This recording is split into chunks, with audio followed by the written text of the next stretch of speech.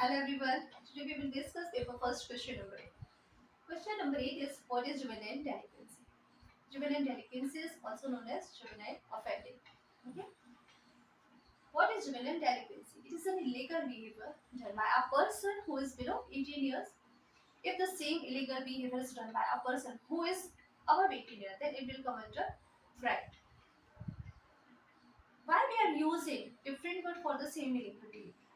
Because our government, our system, we also believe that if a person who is below 18 years has not enough maturity, not enough understanding, okay, and but if the person is above 18 years, then he or she has enough maturity, enough understanding. All right, this is the reason we use different word for the same illegal behavior.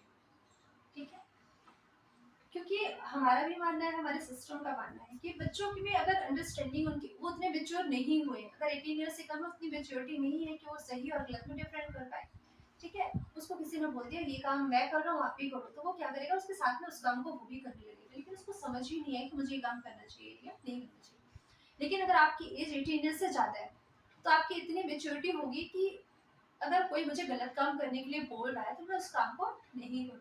ठीक है, वहां पर आप mature हो चुके हो चुके होते हो, आपकी अंडरस्टैंडिंग बहुत अच्छी हो चुकी होती है। अब हम देखें कि इसके रीजन क्या होते हैं, जो हम बोलते हैं बाल अपराध, रीजन क्या होता है इसका? The biggest reason is your family.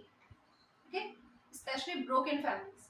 कई बार तो फैमिली में एक पॉजिटिव एनवायरनमेंट नहीं होता है, उसकी वजह से बच्चे क्या होते हैं बाहर ज्यादा इन्वॉल्व होना स्टार्ट कर देते हैं। दूसरा ब्रोकन फैमिली। ब्रोकन फैमिली में your parents are not living together. Alright, if parents are not living together, then who suffered? Only child. सिर्फ बच्चा है जो इस कंडीशन में सफर करता है, क्योंकि एक बच्चे को पेरेंट्स के साथ रहना, उसके पेरेंट्स को उसके साथ होना बहुत जरूरी होता है, क्योंकि वो बच्चे हर बातें उनसे शेयर करते हैं। कुछ भी बातें होगी, कुछ प्रॉब्लम भी होती है तो बच्चे अपने पेरेंट्स से शेयर करते हैं। लेकिन अगर पेरेंट्स ही साथ में नहीं है, पेरेंट्स के पास टाइम नहीं होता है, इन सब कंडीशन में क्या होता है, बच्चे ना फिर घर के बाहर एक दूसरा इन्वायरमेंट अपना क्रिएट करने लगते हैं और उन चीज़ों में इन्वॉल्व होना स्टार्ट कर देते हैं।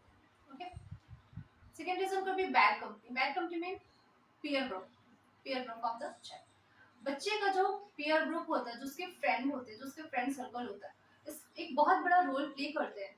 क्योंकि एक एक एज के बाद, एक पर्टिकुलर एज के बाद बच्चे क्या है, फैमिली के साथ साथ अपने पेयर ग्रुप में रहना ज्यादा पसंद करते हैं। ठीक है, बहुत नेचुरल सी चीज आपको भी पता है। उस कंडीशन में क्या होता है, अगर पेयर ग्रुप बहुत अच्छा है तो बच्चे तो अच्छे काम करेंगे, क्योंकि फ्रेंडशिप एक मतलब होता है ना, सबकी लाइफ में बहुत अच्छी सी इंपॉर्टेंट चीज होती है, क्योंकि फ्रेंड्स आप खुद बनाते हो। This is the only relation जो कि आप खुद से बनाते हैं। तो बच्चे क्या होते हैं, अपने पेयर ग्रुप को देख के कई बार अच्छी चीजें सीखते हैं, कई बार उनके फ्रेंड गलत काम करें, बच्चे भी उसमें इन्वॉल्व हो जाते हैं। ठीक है, तो उनको पता नहीं है कि ये लोग गलत कर रहे हैं, वो भी क्या करेंगे, ठीक है आप करो, मैं भी आपके साथ में करता हूँ। School environment. School environment means ये नहीं होता कि स्कूल में आपको गलत चीजें सिखाई जाती है। स्कूल एनवायरनमेंट में सब, कई बार होता है ना, आजकल गवर्नमेंट ने पनिशमेंट और ये सब बैन करके रखा है।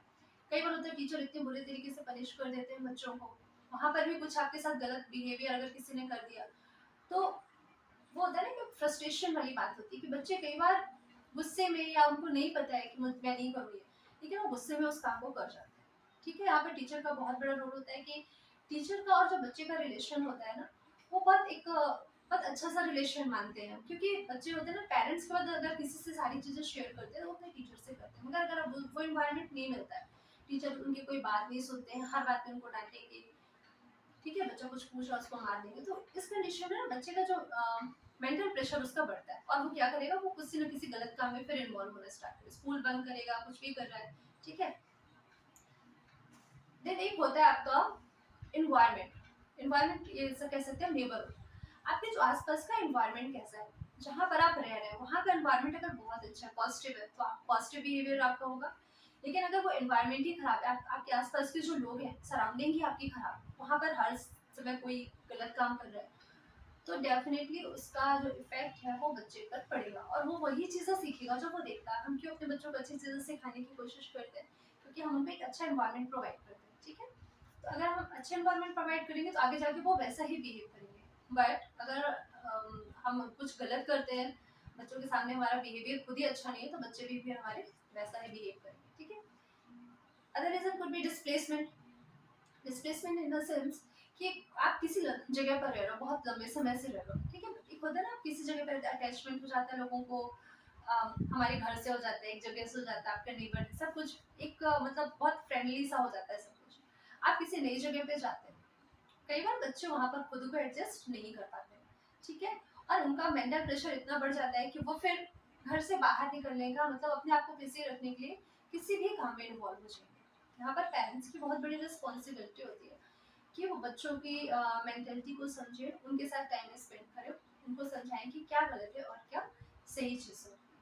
ओके, इसके अलावा कुछ और भी चीज़ें हो सकती हैं, जिसकी एक तो होता है आपका इंटेलेक्चुअल बिहेवियर, ठीक है, intellectual behaviour in the sense कि जो बच्चे ना इंटेलेक्चुअली मतलब बहुत इंटेलिजेंट होते हैं या बहुत अंदर से स्ट्रांग होते हैं, होता है ना कि कॉन्फिडेंस होता है जिन बच्चों में, वो बच्चे क्राइम में बहुत कम इन्वॉल्व होते हैं।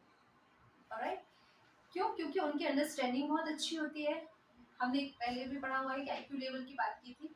तो अगर आपकी अंडरस्टैंडिंग बहुत अच्छी है, आपको हर चीज़ों का नॉलेज है कि क्या सही है क्या गलत है, तो आप उस कंडीशन में वो बच्चे क्राइम में बहुत कम इन्वॉल्व होते हैं।